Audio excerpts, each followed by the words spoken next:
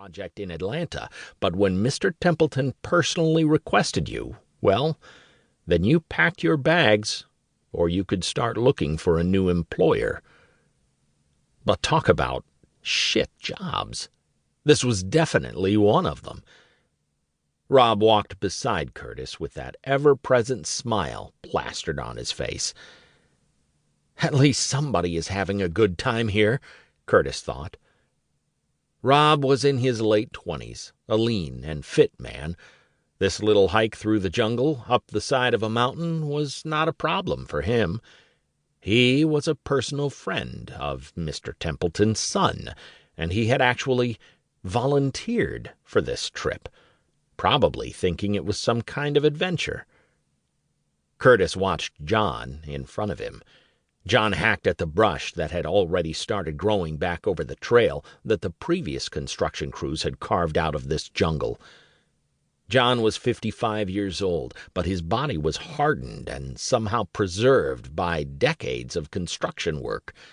He had blue eyes the color of the Caribbean Sea that this island sat in the middle of, and those eyes were set deep in his tanned and wrinkled face.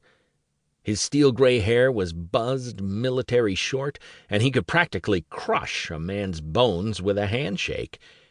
He wore a thick black vest with multiple pockets over his T-shirt, despite the heat, and he wore a white hard hat with the word "Boss" stenciled on the back of it in big black letters.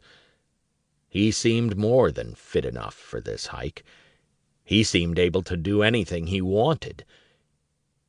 Curtis felt out of place here as he struggled to keep up with these two men, struggling to catch his breath with each step higher up the mountain.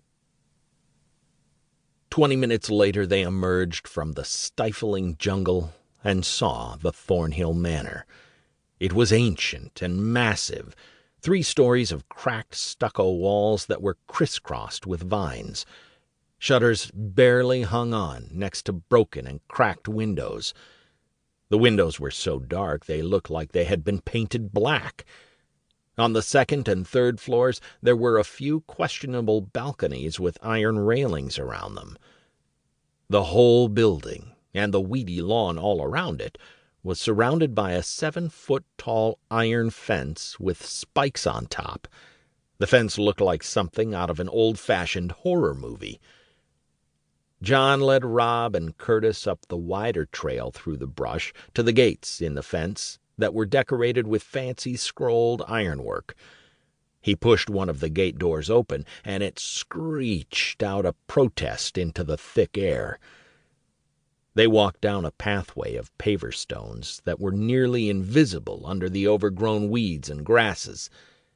In the middle of the stone walkway, halfway to the entrance of the Thornhill Manor, was a cracked and tilted stone fountain that was now brownish-green with mildew stains. It looked like it had once been the centerpiece of this walkway. The tiers of the fountain were filled with black water. As they walked past the fountain, Curtis swore he saw slimy things squirming around in the black muck. An elaborate front porch ran the length of the front of the manor, the roof supported by massive Doric columns that were white a long time ago, but now were greenish-gray with mold and mildew. The structure looked like the front of a decayed southern plantation home, like it had been ripped right out from under the cottonwoods and oaks of a sprawling lawn in Mississippi and then dropped down here in the middle of a jungle. John stopped at the steps that led up to the wide front porch, and he stared at the giant double doors. Most of the red paint on the doors had peeled away a long time ago. He pulled out a pouch of tobacco from one of the pockets of his vest and stuffed a plug into his mouth. His eyes were on the front doors the whole time as he chewed his tobacco for a moment, almost like he was really thinking about this, like some gut instinct was nagging at him to reconsider entering the manor now that he stood so close to the mouth of it. Curtis hoped John might be reconsidering this whole thing.